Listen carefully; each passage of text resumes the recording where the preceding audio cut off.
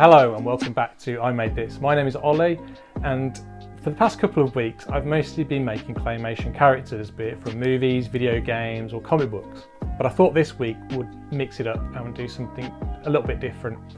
And what we're going to do is we're going to make a fully articulated action figure from scratch. I say scratch, there's a little caveat to that, but we'll get to that later on.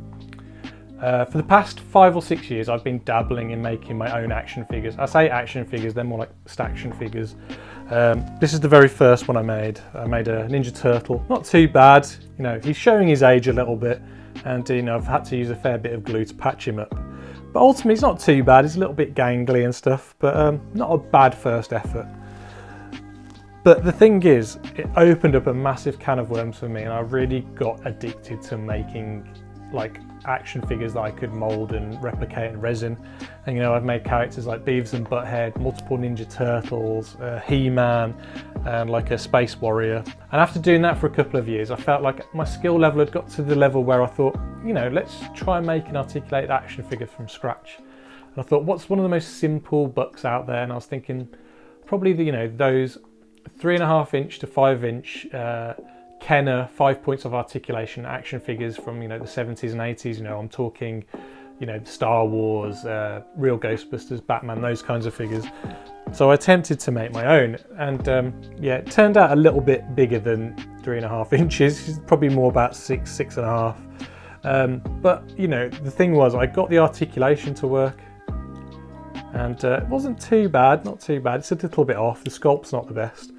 But what I did was I did the 2-part body where you can sandwich the joints together that locks the arms or legs and heads in place so you can get the movement. But you know, she's a little bit janky and a little bit, you know, it's made out of resin, so you know, it's a little bit brittle as well. So I really didn't go much further with that project, but you know, a decent experiment.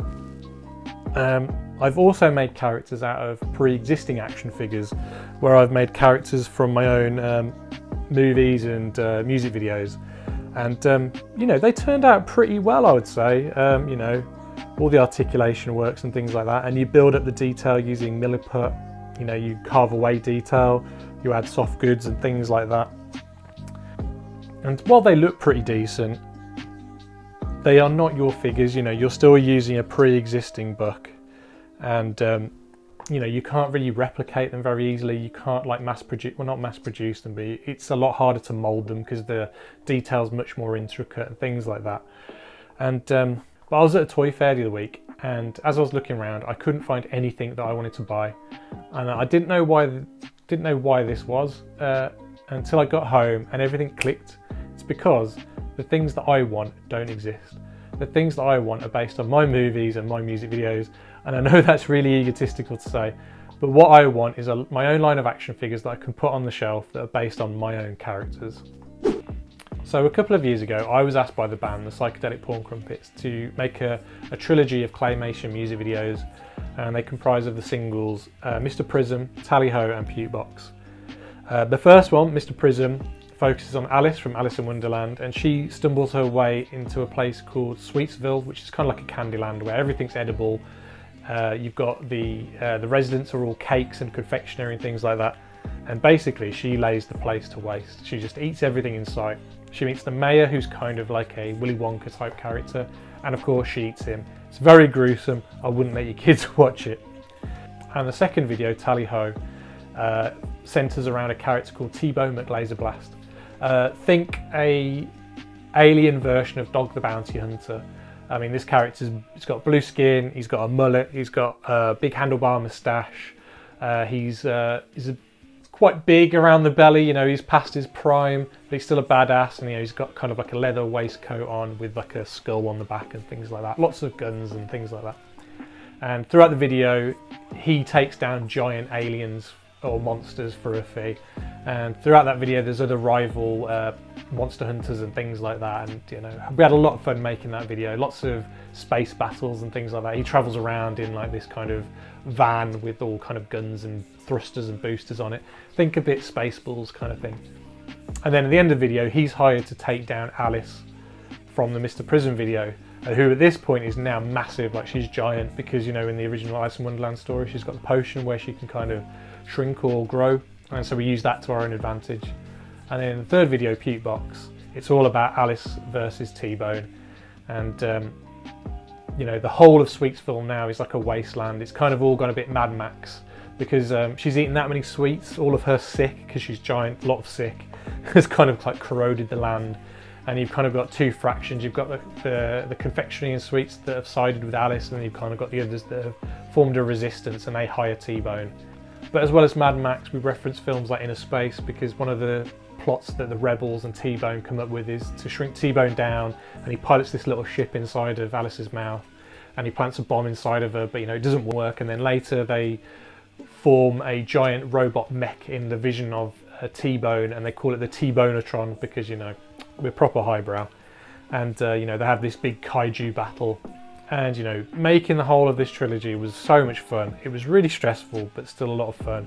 It's really bright, colourful, lots of blood and guts and slime everywhere. But I think that's what I want to do. I want to make a series of action figures based on those music videos. And who better to start off with but the hero of the story, and that's T-Bone McLaserblast. As a child of the 90s, I grew up loving properties such as Earthworm Jim, Toxic Crusaders, and of course, the Teenage Mutant Ninja Turtles. And of course, these properties had toy lines, and they were all made by a company called Playmates. And you know, all these figures were the same height as all your other figures, like 4.5, 5 inches tall. But the thing was, they were big and bulky, and they had these incredible sculpts by a company called Varna Studios. I mean, look at this scumbug here, like the detail is incredible. Like, so much work went into these figures, and you know, they were limited on their paint applications, but like, the sculpts are amazing. There's an artist on Instagram called DoesMachines84, and he actually paints out all these details, and they look fantastic. But you know, speaking of colour, I mean, look at them. You know, you've got all these bright yellows, oranges, greens, turquoises, even glow in the dark. You know, and that's something I want to emulate with this toy line. And you know, I want it to feel as if like you've gone up to your parents' attic and you've brought down your old toy box that's been up there for like 30 years. You dust it off, and inside of there, amongst all your other Playmates figures, is your T-Bone McLaserblast figure. You know, it just fits right in with that style of figure. So, how am I going to achieve all of this? Well, first of all, this is going to be the first in like a 3 or 4 part video series where I'm going to go through all the different stages, from the concept design, sculpting, the moulding, the casting, the painting, and then finally creating a box art that looks like something you'd find in Woolworths in 1992 when you go shopping with your mum and you're like begging her to buy you something. That's my goal, and fingers crossed I can pull it off. Like I said earlier, I want to make it fully articulated. Now, how am I going to do that? A lot of toy makers, I find, tend to use magnets. I don't particularly want to use that. I would rather have like actual plastic pegs and things like that. So once I've finally made the figure, it all snaps together and it feels kind of legitimate, like it's a figure that you would have bought in the 90s.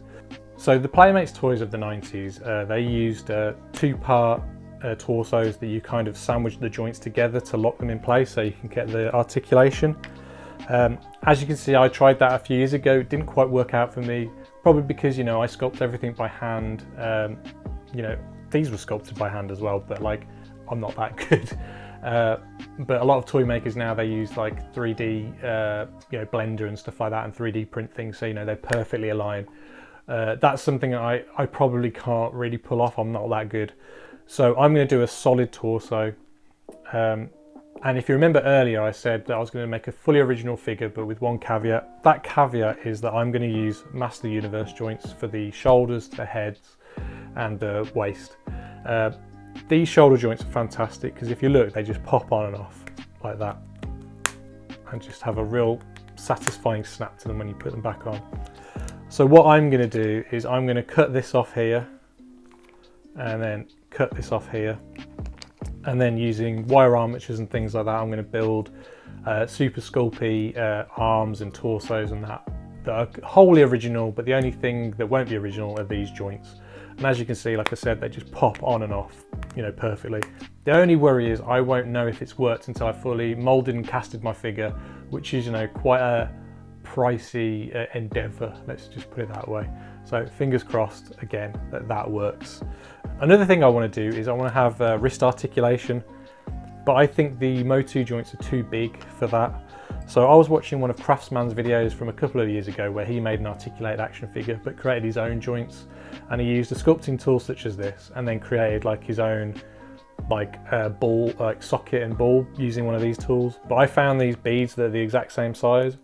So I was thinking if I push this into the Sculpey, glue this onto the other end of the arm, hopefully once I've moulded and casted it, it should pop on together.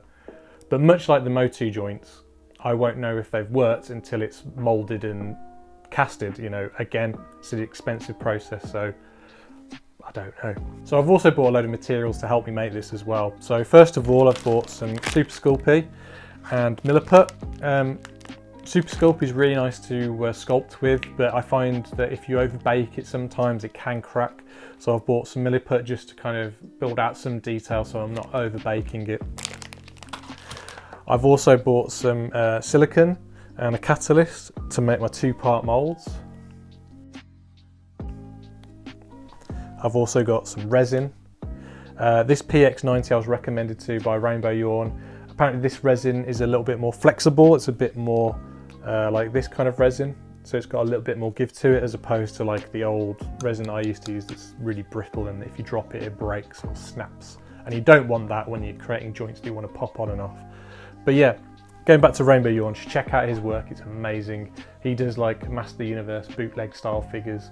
And he's also got a YouTube channel where, you know, he goes through his process, and it's been like a wonderful asset to me. I've also bought a load of pigments because, as I said, those Playmates toys were really bright and colourful, and you know, I want to emulate that with my figures. So, you know, I've got turquoise, I've even got neon colours, I've even got glow in the dark tints as well.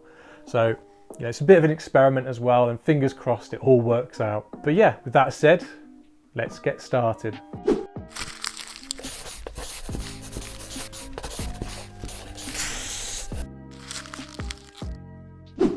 So, like anything you make, it's always best to come up with like a few sketches or a concept design.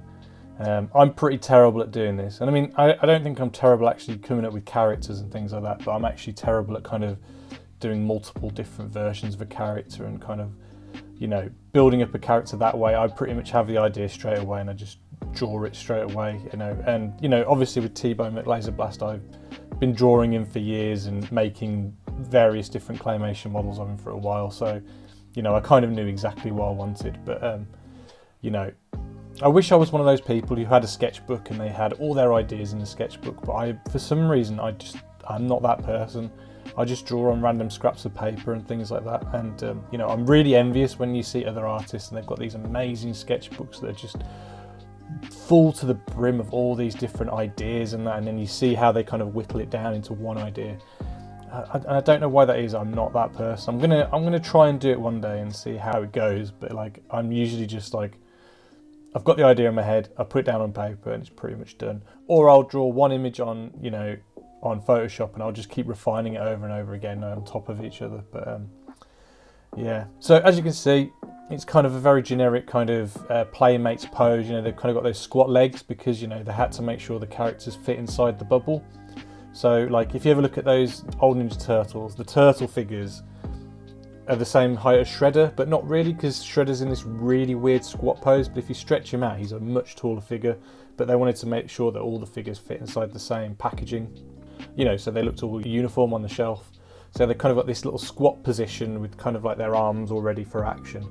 I mean, some of their figures were fully posed already in an action pose, which sometimes made it a little bit awkward to play with, but I thought I'd just go for a very simple squat pose with their arms out.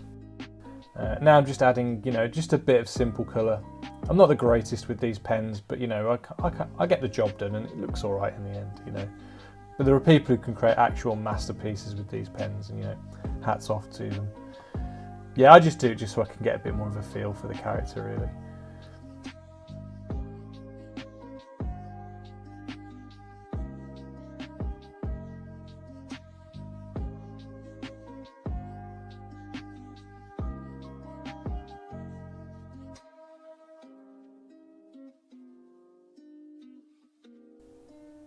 I mean, the problem with these pens are that they're not cheap, but they do look nice and they're fun to use. And you know, you've got two different nibs. You've got the kind of the thicker nib and the finer nib. But yeah, you get some people who are so good with these pens and they can blend them and they look incredible.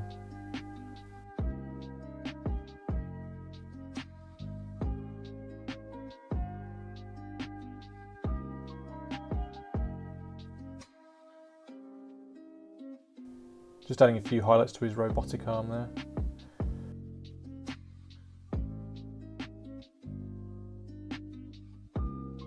So now I've scanned in the image and I've put it into Photoshop, and I'm actually scaling him to the exact height that I want him to be and then redrawing him so, you know, all the details crystal clear. So when I start to mould it, I've got like a clear map to follow. And, you know, colouring him in, because why not? It's fun.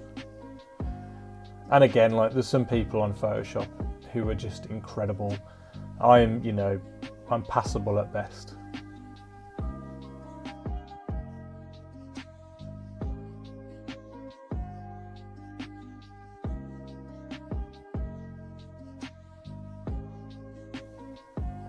Just adding a bit of shading here and then playing around with the opacity tools.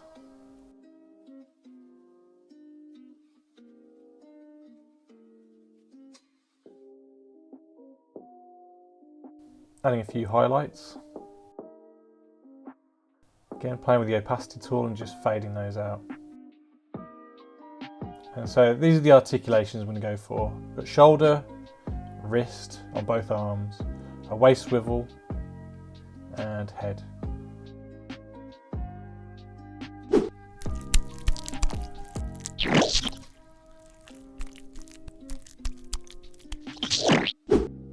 And then I actually print out the outlined versions of my characters. They can see I've done a front and a back, and then two sides with the arms and obviously his gun.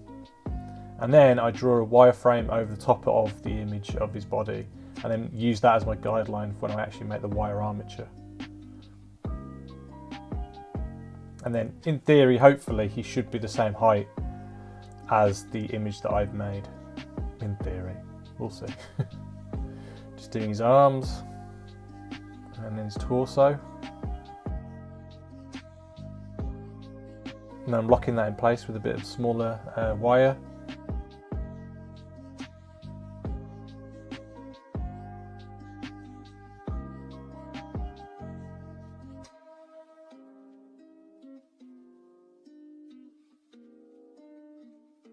I'm just checking him out next to a bebop. Okay, now I'm starting to flesh him out now with a bit of Super Sculpting.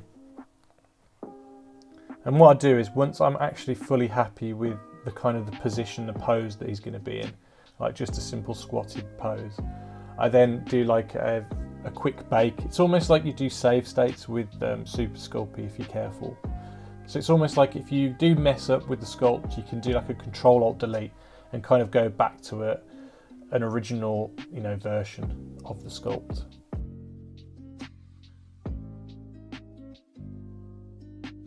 And now I'm just taking off the arms off a Beta Man at Arms figure.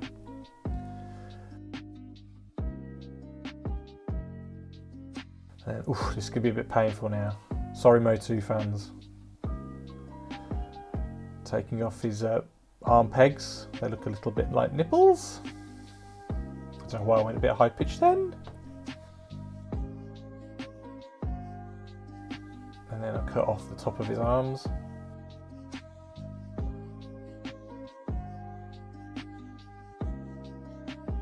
And then I kind of fettle it down a bit so it's just the ball joint that I have.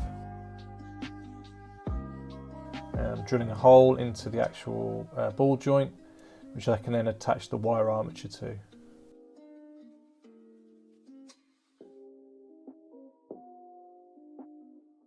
And I'm just altering the size of it so it's not too long.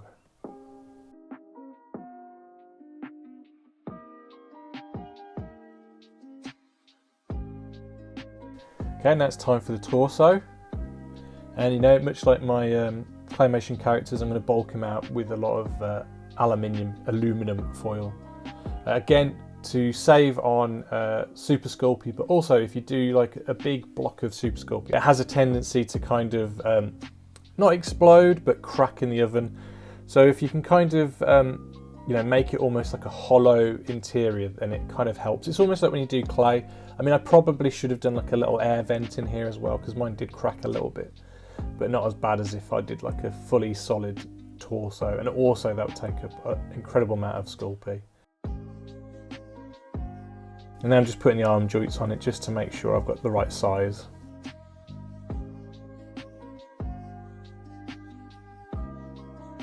just bulking out a little bit more.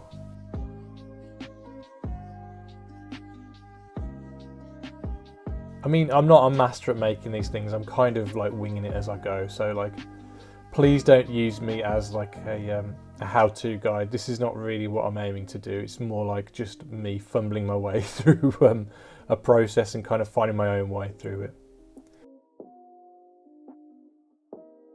And then that's how the waist swivel will work. And then that's kind of like the generic pose I'm going to go for.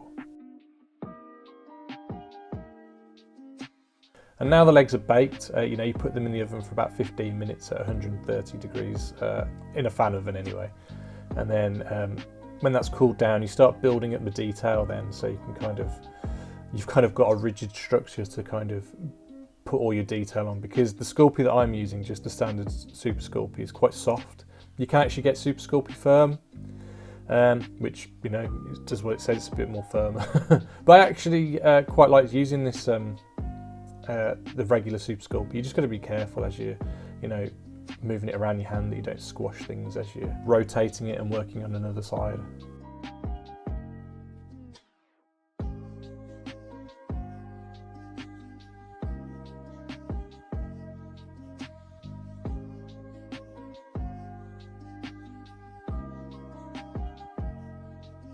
And I kind of wanted him to have kind of like a combat trouser kind of look, so it looked like the trousers were tucked into his boots.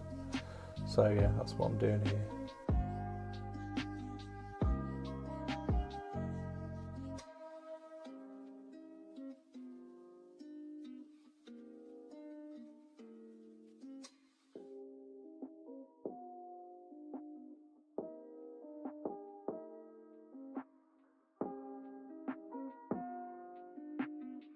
And you know, as you're working on these, it's constant trial and error, so you're constantly working on things, taking bits off, adding them on again, and constantly futzing around with them. Now I'm doing his knee pads.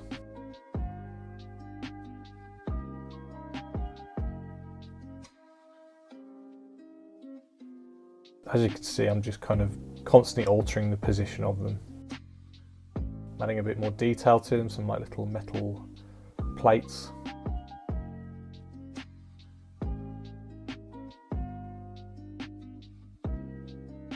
I kind of regret doing this side shot, you know, like after the first video I kind of went for a top-down view, and I don't know why I did it this way, but you know, I won't do it again. Just doing like some little buckles on his boots. I mean, you know, I love adding all this detail, and it's much like those old Playmates figures, you know, they were just oozing with detail. And the one thing that they tended to do was that each of the characters' arms were different and each of the characters' legs were different, so neither looked like a carbon copy of the other. You know, they're either in a very different pose, or one was more mutated than the other, or, you know, things like that. And so, I mean, mine's not overly crazy. I've just put one leg strap on the other, which will have a gun on eventually.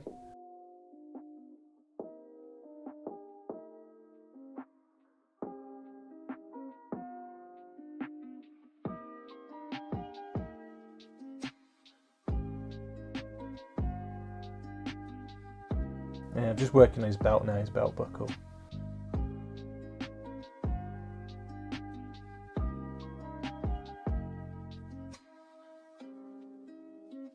And yeah, and in my animated music videos, T-Bone has like a little skull belt buckle, and so yeah, I'm just going to make that.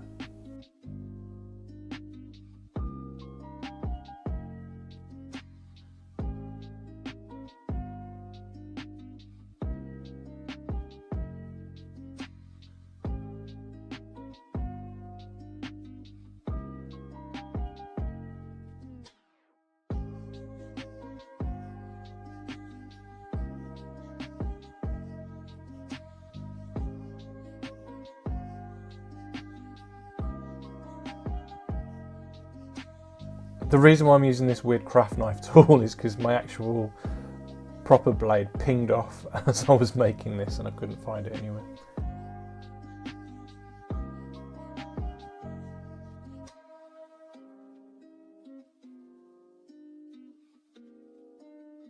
Just working a bit more on the holster on the side of his leg.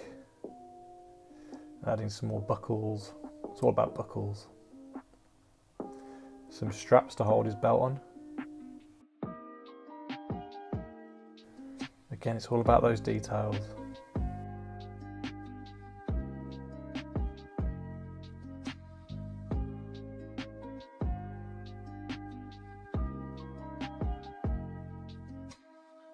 Now that the torso is baked, I'm adding a bit more detail, like a bit more of a podgy belly and some moobs, some man boobs.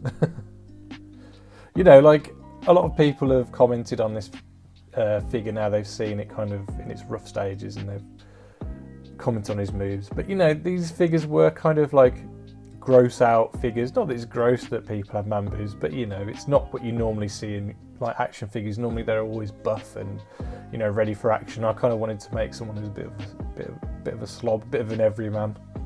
I'm kind of basing on myself, I guess.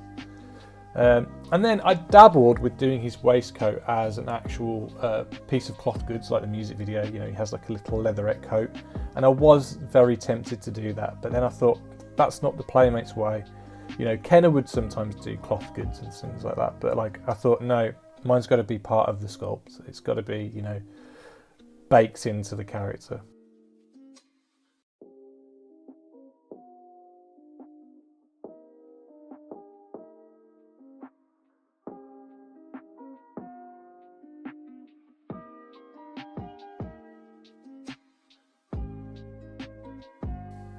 Yeah, I actually forgot to press record when making this arm, so sorry about that. But as you can see, I've kind of built the arm around the Master of the Universe joint, and yeah, that kind of bit me in the arse a bit later on, but we'll get to that.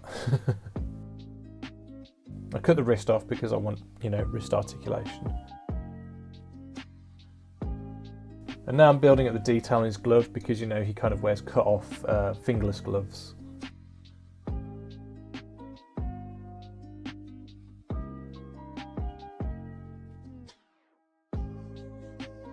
And then a lot of the Playmates figures, especially the Ninja Turtles, were quite veiny. They had like very prominent veins on their arms, so, you know, adding a bit of that to my figure as well.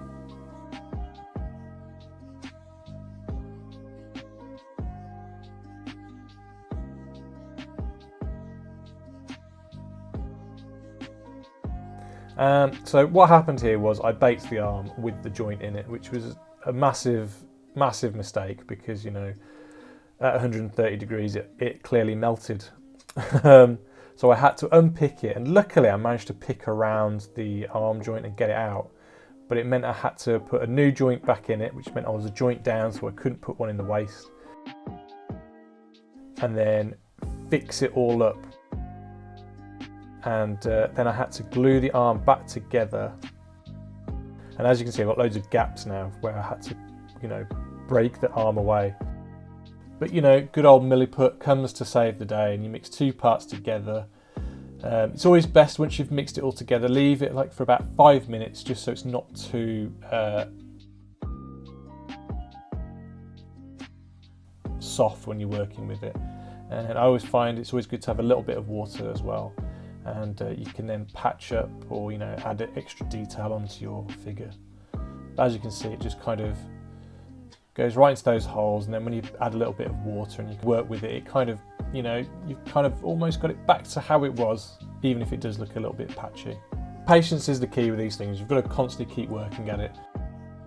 But at the same time, Milliput dries at room temperature, and it probably has a working time of just under an hour, so you also have to work fairly fast, so it's a little bit of an oxymoron, I guess.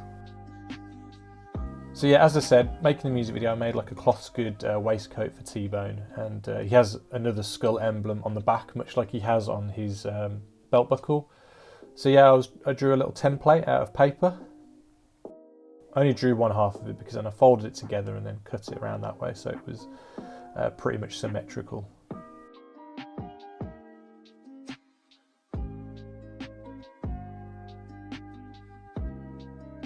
Again, this is probably not the Playmates method because, like I said, nothing was symmetrical in Playmates, so I probably should just freehanded it and just kind of went with that, but you know, oh well. It's super satisfying making things like this though. Once you finally peel it off and you attach it to the back of the jacket, it looks super nice. Oh, look at that. Oh. Oh. carefully peel it off and then attach it to the jacket. This is where water helps with this, like kind of helping to attach it.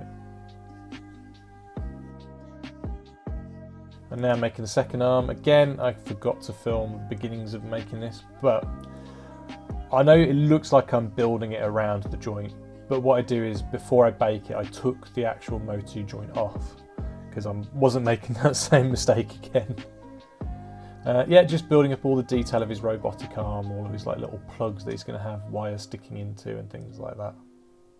You know, I wouldn't say I stuck it precisely to my drawing. I kind of made it up as I went along, a bit like when I was making the actual stop motion character. I did a very basic drawing, but for me it all came together when I was sculpting, and it's much the same with this as well.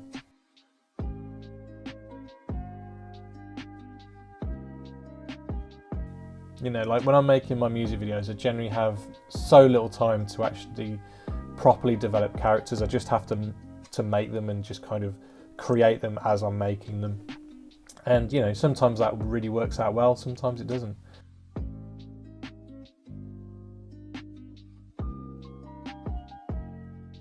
So yeah, I've baked the arm, and now I'm going to glue the motu joint on so it works like that.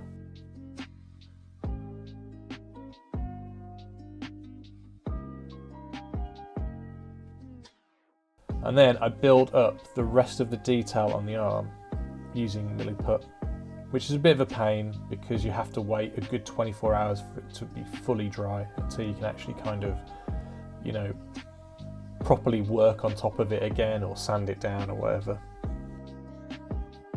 Yeah, I kind of skipped to the end on this one because as I was filming myself making it, I realised my hands were getting further and further away from the actual camera and you couldn't see what I was doing.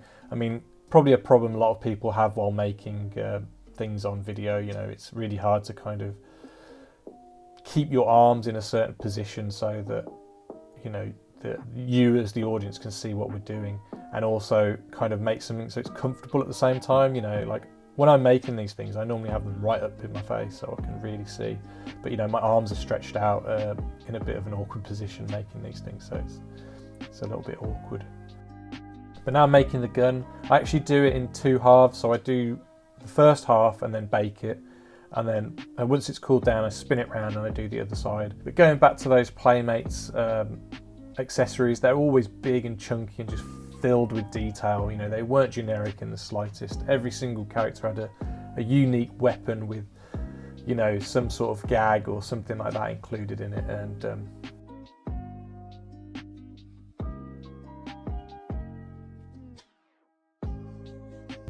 while mine's not a silly weapon as such, I did take reference from, you know, Toxic Crusader's no zone gun. He's got like canisters that are all like Uzi and stuff, and I added some like additional wires and things like that just to make it look a bit more fun.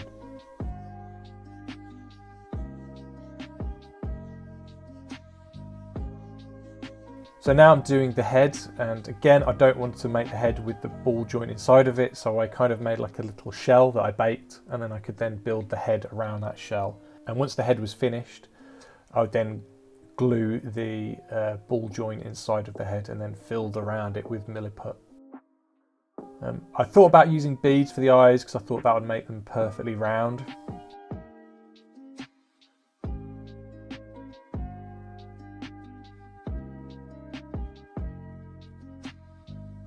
Just building up some of his double chin there.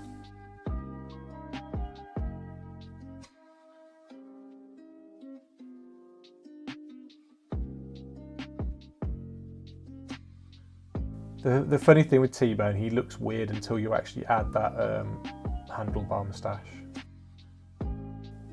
That's when he all comes together. So I made a second head because his first head was way too big, and I was so glad I did this because the second head sculpt was so much better than the first one. Like I said, he looks so odd without a moustache, but you know, once you put that bit of detail on, he comes together. He becomes T-Bone McLaser Blast, in my opinion. It's much like, you know, when I was a kid, my dad always had a moustache, and whenever he would shave it off, he was almost unrecognisable. Now he's roughly finished, let's assemble him.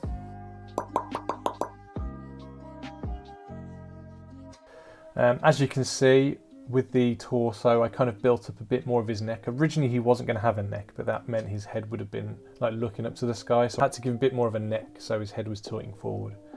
And so just so you can see how the joint should work. And the head, I did the back of his mullet, and now I'm just pushing in his joint. And that's how he should work. His head should rock side to side like that, which is not really how a head looks left and right, but it doesn't matter. That's how the waist swivel will work. Bit of a better look at the arm, the robot arm. I actually cut a big chunk out of the arm because it was sticking forward way too much. And that's how the wrist should work. Ready for the ball joint to be glued on. I made a second hand actually because I wasn't sure if the first hand I made would hold the gun very well. So I made a second hand that I actually built around the gun handle. So fingers crossed that one should hold better. I also made like a little gun, a little pistol, which I'll glue onto his holster once the figure's made. Now I'm making his little companion buddy. In the music video he has this little orange blob friend who helps him.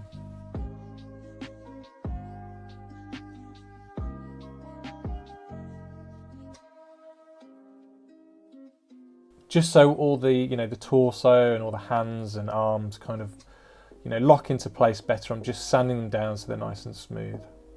So they have a nice flat surface.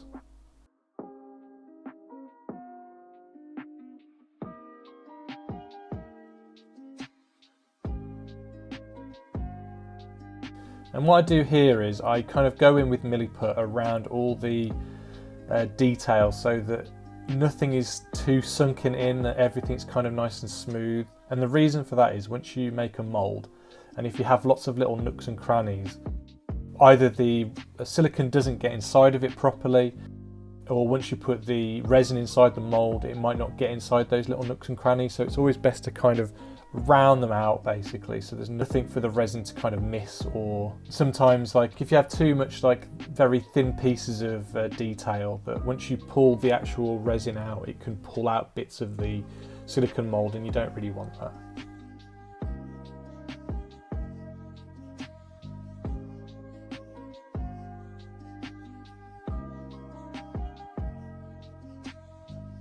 And as you can see, I've sealed the ball joint inside the head.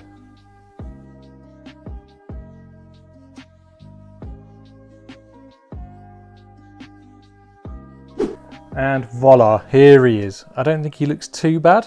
I'm quite pleased with him actually. He looks a little bit worse for wear at the moment because he's held together with Super Sculpting, because I haven't actually glued the pegs on yet.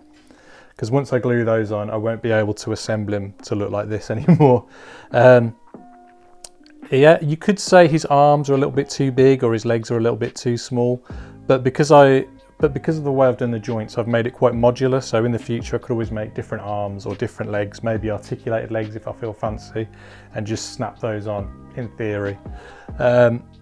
He's height-wise, he's probably a little bit taller than a Ninja Turtle figure or a Toxic Crusader, but he's around the same height as the Earthworm Jim figures. So I'm not going to beat myself up too much about him not being in the same scale, to be honest. If you remember, for the wrist, I was going to create my own ball and socket joint using the craftsman method, but because I melted one of my shoulder joints in the oven, because I'm an idiot, meant I was a socket down to do the waist swivel. I had to go to eBay and buy a whole load of beta He-Man figures so I could cut the sockets and the pegs off. But in doing that, as I was scrolling through, I saw Modulock. Now, if you don't know who Modulock is, he's a He-Man figure that is modular, and you can take him apart and put him in together any way you want. And every single peg and socket is exactly the same. So I thought this would be perfect for the wrist because it's a bit smaller than the shoulder joint. So I'm just going to cut that off there, and then stick them in the wrists and then the arms, and then hopefully once I've molded it and casted it, it should work in theory. Then in the next video I'll be doing just that, plus I'm going to be sanding him down, which is my least favourite part of the process. Then I'm going to be priming him, creating the moulds, and then fingers crossed we'll have our first resin prototype of T-Bone McLaser Blast fingers crossed. I'm not exactly sure when that video will be. Hopefully it'll be soon, but I've got some work coming up, so you know, I've got to juggle some things around. But yeah, I think that's it for the end of this video. I'd like to thank you very much for watching. Don't forget you can check me out on social media. I'm on Instagram and Facebook. Please don't forget to subscribe to the channel. Please like the video if you found it interesting. You can hit the bell icon. Don't know what it does, but you can hit it anyway. And yeah, I'll see you in the next video. Goodbye.